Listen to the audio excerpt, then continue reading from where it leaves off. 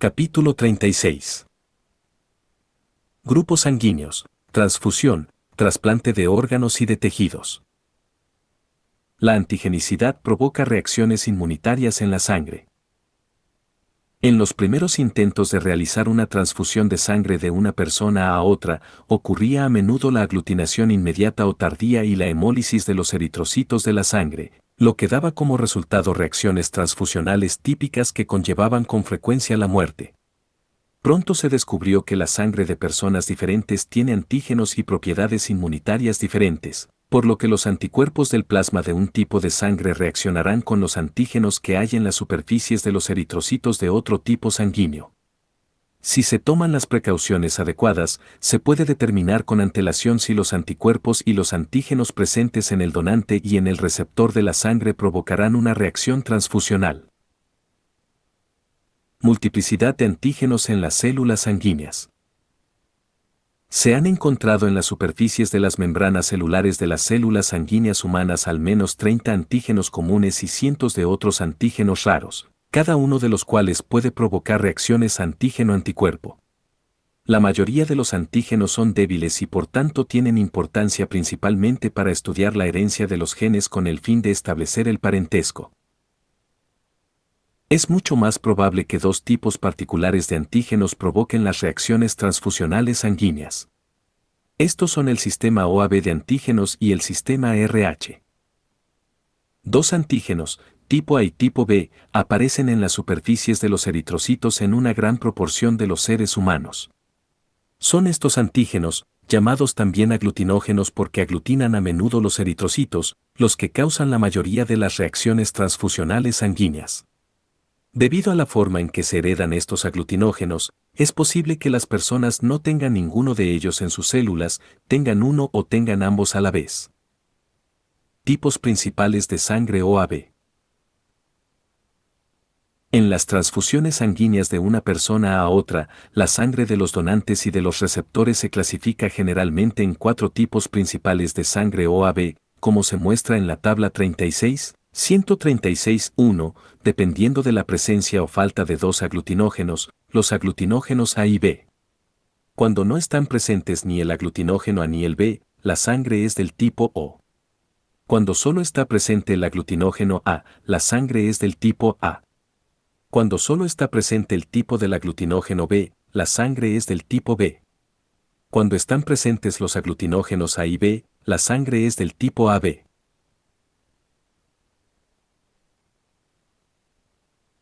Tabla 36.1 Tipos sanguíneos con sus genotipos y sus aglutinógenos y aglutininas. Determinación genética de los aglutinógenos. El locus genético del grupo sanguíneo ABO tiene 3 alelos, lo que significa 3 formas diferentes del mismo gen. Estos 3 alelos, IA, IB y O, determinan los 3 tipos sanguíneos. Normalmente llamamos a estos alelos A, B, I, O, pero los genetistas representan a menudo los alelos de un gen mediante variantes del mismo símbolo. En este caso, el símbolo común es la letra I, que quiere decir inmunoglobulina. El alelo del tipo O es no funcional o casi, de manera que da lugar a un aglutinógeno del tipo O no significativo en las células. Por el contrario, los alelos de los tipos A y B dan lugar a aglutinógenos fuertes en las células. Así, el alelo O es recesivo ante los alelos A y B, que muestran codominancia. Dado que cada persona tiene únicamente 2 conjuntos de cromosomas, solo uno de estos alelos está presente en cada uno de los 2 cromosomas de un individuo. Sin embargo, la presencia de 3 alelos diferentes significa que existen 6 combinaciones posibles de alelos, como se muestra en la tabla 36, 136.1, O, OA, OB, AA, BB y AB. Estas combinaciones de alelos se conocen como genotipos y cada persona tiene uno de los 6 genotipos. Se puede observar en la tabla 36.1 que una persona con el genotipo O no produce aglutinógenos y, por tanto, su tipo sanguíneo es O. Una persona con el genotipo OA o A produce aglutinógenos del tipo A y, por tanto, su tipo sanguíneo es A. los genotipos O y BB dan el tipo sanguíneo B y el genotipo AB da el tipo sanguíneo AB. Frecuencia relativa de los diferentes tipos sanguíneos. La prevalencia de los diferentes tipos sanguíneos entre un grupo de personas estudiadas fue aproximadamente 47% a 41% B 9% AB 3%. Es obvio a partir de estos porcentajes que los genes O y A aparecen con frecuencia y que el gen B aparece de forma infrecuente. Cuando el aglutinógeno del tipo A no está presente en los eritrocitos de una persona, aparecen en el plasma anticuerpos conocidos como aglutininas anti-A. Además, cuando el aglutinógeno de tipo B no está presente en los eritrocitos, aparecen en el plasma los anticuerpos conocidos como aglutininas anti-B. Así, refiriéndonos de nuevo a la tabla 136, hay que señalar que el grupo sanguíneo O, aunque no contiene aglutinógenos, contiene las aglutininas anti-A y anti-B. El grupo sanguíneo A contiene los aglutinógenos del tipo A y las aglutininas anti-B. El grupo sanguíneo B contiene los aglutinógenos del tipo B y las aglutininas anti-A. Finalmente, el grupo sanguíneo AB contiene los aglutinógenos A y B, pero ninguna aglutinina. Título de aglutininas a diferentes edades. Inmediatamente después del nacimiento, la cantidad de aglutininas en el plasma es casi nula. De 2 a 8 meses después del nacimiento, el niño empieza a producir aglutininas anti-A cuando el aglutinógeno del tipo A no está presente en las células, y aglutininas anti-B cuando los aglutinógenos del tipo B no están en las células. La figura 36.1 muestra los títulos cambiantes de las aglutininas anti-A y anti-B en diferentes edades. La concentración máxima se alcanza normalmente a los 8 a 10 años de edad y este valor declina de manera gradual a lo largo de los años restantes de vida. Figura 36.1 Títulos medios de aglutininas anti-A y anti-B en el plasma de personas con diferentes tipos sanguíneos. Origen de las aglutininas en el plasma. Las aglutininas son gamma-globulinas, como los otros anticuerpos, y las producen las mismas células de la médula ósea y los ganglios linfáticos que producen los anticuerpos frente a otros antígenos. La mayoría de ellos son moléculas de inmunoglobulina IgM e Ig. Ahora bien, ¿por qué se producen estas aglutininas en personas que no tienen los aglutinógenos respectivos en sus eritrocitos? La respuesta a esta pregunta es que cantidades pequeñas de antígenos de los tipos A y B entran en el cuerpo a través de la comida, las bacterias y otras formas, y estas sustancias inician el desarrollo de estas aglutininas anti-A y anti-B. Por ejemplo, una inyección del antígeno del grupo A en un receptor que no tiene un tipo sanguíneo A causa una respuesta inmunitaria típica con la formación de mayores cantidades que antes de aglutininas anti-A. Además, los recién nacidos tienen pocas aglutininas, si alguna, lo que demuestra que la formación de aglutininas tiene lugar la mayoría de las veces después del nacimiento. Cuando se emparejan mal las sangres y se mezclan aglutininas plasmáticas anti-A y anti-B con los eritrocitos que contienen aglutinógenos A o B, respectivamente, los eritrocitos se aglutinan como resultado de su unión a los eritrocitos. Debido a que las aglutininas tienen 2 sitios de unión, tipo Ig, o 10 sitios de unión, tipo IgM, una aglutinina simple puede unirse a 2 a más eritrocitos al mismo tiempo juntándolos. Esto hace que las células se agrupen, lo que es el proceso de aglutinación. Luego estas agrupaciones taponan los vasos sanguíneos pequeños por todo el sistema circulatorio. Durante las horas o días siguientes, la deformación física de las células o el ataque de los leucocitos fagocíticos destruye las membranas de las células aglutinadas, lo que libera hemoglobina al plasma y recibe el nombre de hemólisis de los eritrocitos. En algunas reacciones transfusionales se produce una hemólisis aguda. Algunas veces, cuando la sangre del receptor y la del donante son incompatibles, se produce de manera inmediata la hemólisis de los eritrocitos en la sangre circulante. En este caso, los anticuerpos lisan los eritrocitos mediante la activación del sistema del complemento, lo que libera enzimas proteolíticas, el complejo lítico, que rompen las membranas celulares, como se describió en el capítulo 35. La hemólisis intravascular inmediata es mucho menos frecuente que la aglutinación seguida de una hemólisis retardada, porque no solo tiene que haber una concentración alta de anticuerpos para que tenga lugar la lisis, sino que también se necesita un tipo de anticuerpo diferente, principalmente los anticuerpos IgM. Estos anticuerpos se llaman hemolicinas. Antes de transfundir a una persona, es necesario determinar el tipo sanguíneo del donante de la sangre para que la sangre se emparejen de manera apropiada. Este proceso se denomina tipificación y emparejamiento de la sangre, y estos procedimientos se realizan de la siguiente forma. Primero se separan los eritrocitos del plasma y se diluyen con una solución salina. Después se mezcla una parte con la aglutinina anti-A y otra con la aglutinina anti-B. Tras varios minutos, se observan las mezclas con un microscopio.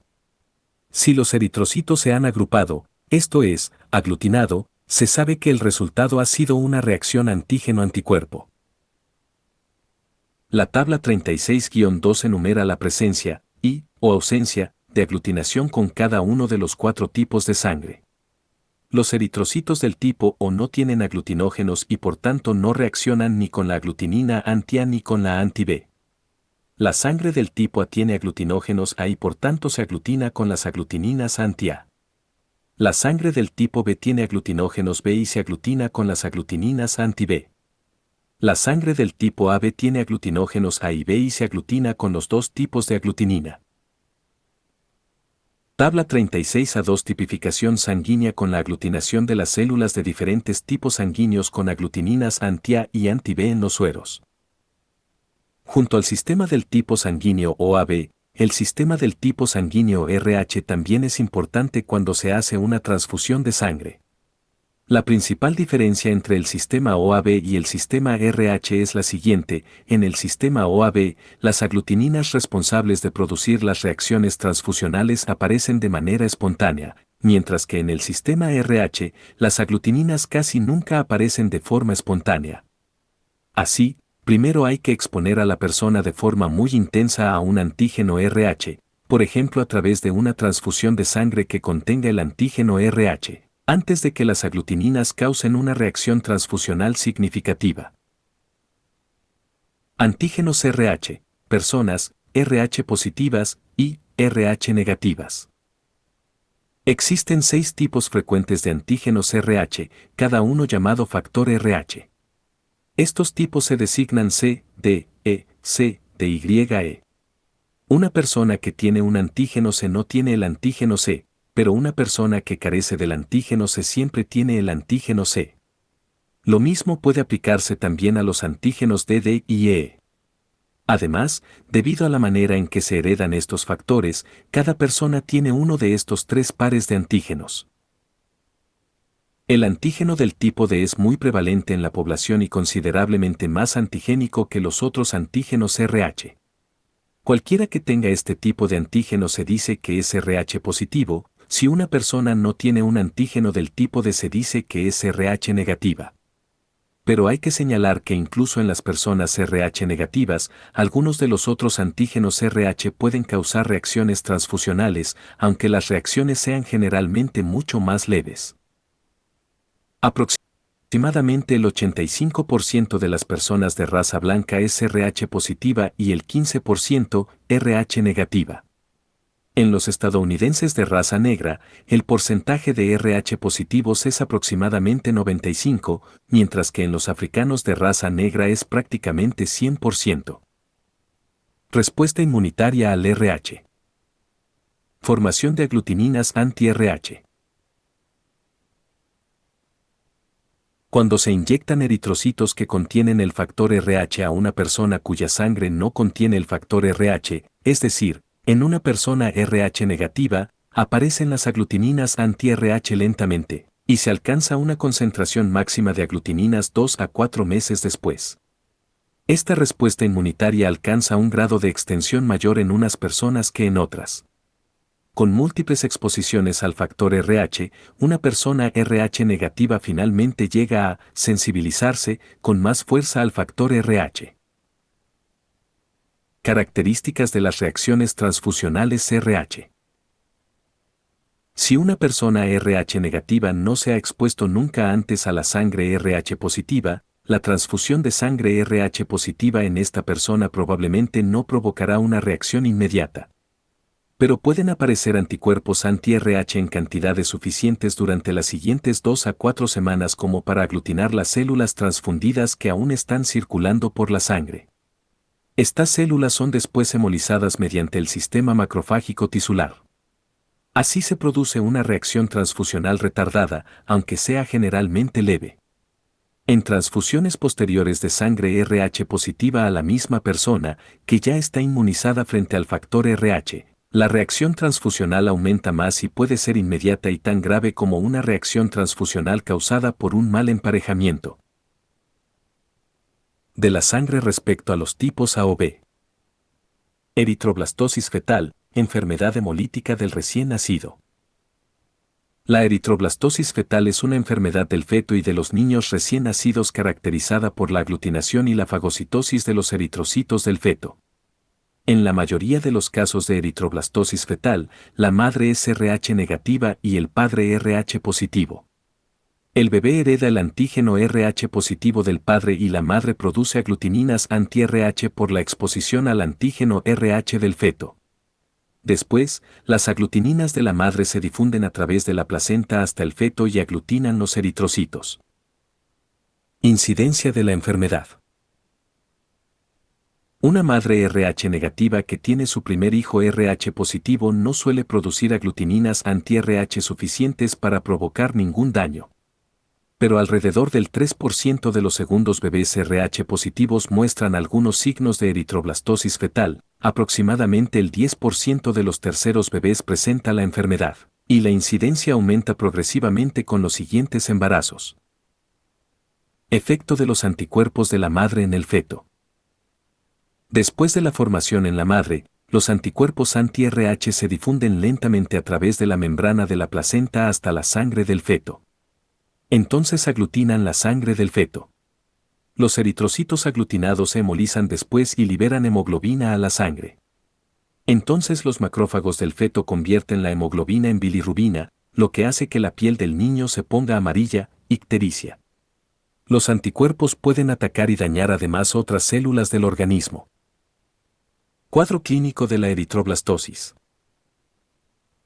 El recién nacido con eritroblastosis e ictérico es generalmente anémico cuando nace y las aglutininas anti-RH de la madre circulan casi siempre por la sangre del niño durante 1 a 2 meses después del nacimiento, destruyendo más y más eritrocitos.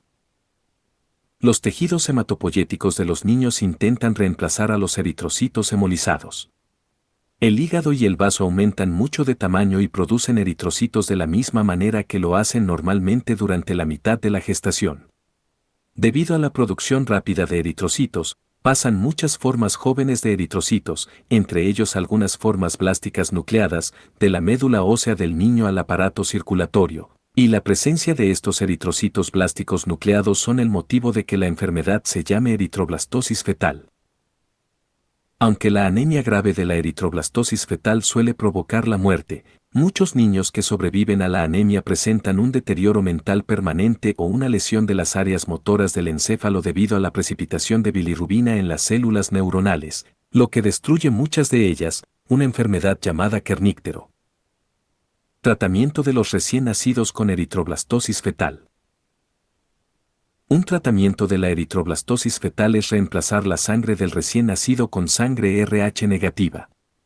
Se infunden aproximadamente 400 mililitros de sangre RH negativa durante un periodo de unas 5 horas o más mientras se elimina la sangre RH positiva del recién nacido.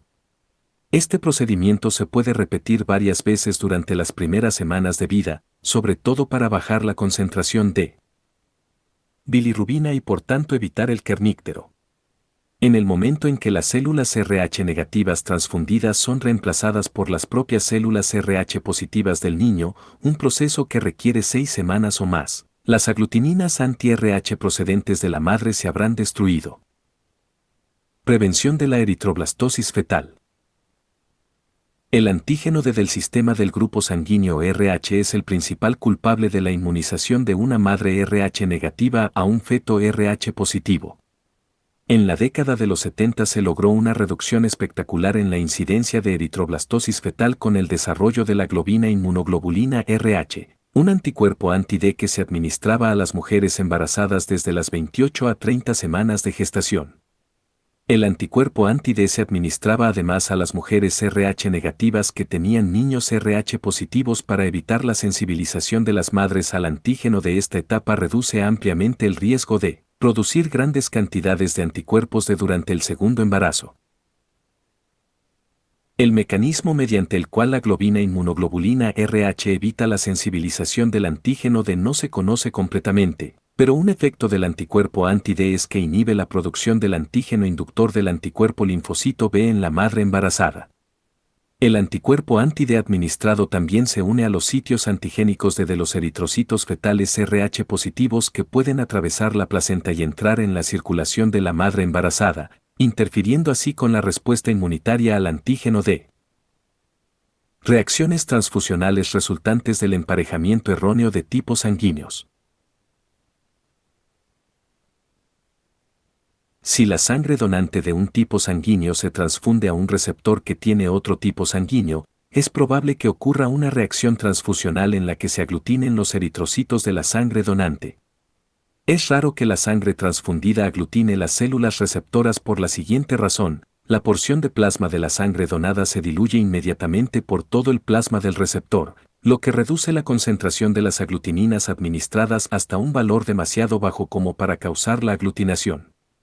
Por el contrario, la pequeña cantidad de sangre administrada no diluye de forma significativa las aglutininas del plasma receptor. Por tanto, las aglutininas receptoras pueden aglutinar aún las células mal emparejadas del donante.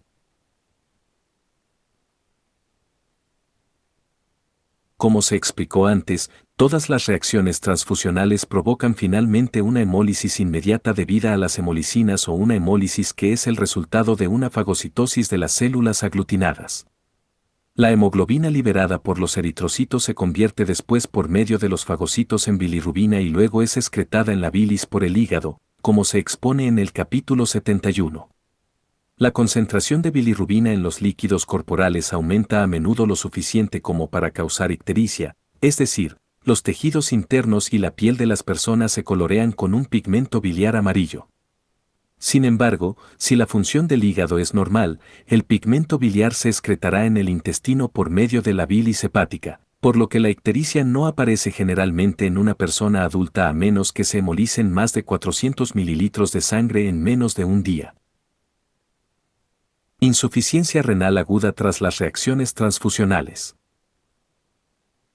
Uno de los efectos más mortales de las reacciones transfusionales es la insuficiencia renal, que puede empezar en pocos minutos u horas y continuar hasta que la persona muere debido a insuficiencia renal aguda. La insuficiencia renal parece ser el resultado de tres causas. Primero, la reacción antígeno. Anticuerpo de la reacción transfusional libera sustancias tóxicas de la sangre hemolizada que provocan una poderosa vasoconstricción renal. Segundo, la pérdida de eritrocitos circulantes en el receptor, junto a la producción de sustancias tóxicas de las células hemolizadas y de la reacción inmunitaria, produce a menudo un shock circulatorio. La presión arterial disminuye rápidamente y se reducen el flujo sanguíneo renal y la diuresis.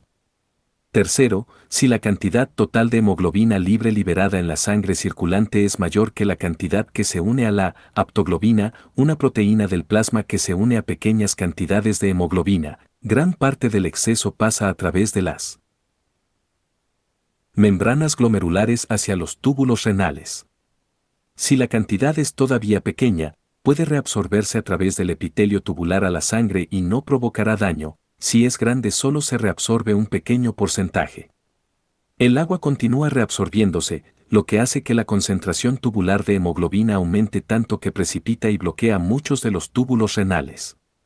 Así, la vasoconstricción renal, el shock circulatorio y el bloqueo tubular renal provocan en conjunto una insuficiencia renal aguda. Si la insuficiencia es completa y no llega a resolverse, el paciente muere en el plazo de una semana a 12 días, como se explicó en el capítulo 32, a menos que sea tratado con un riñón artificial.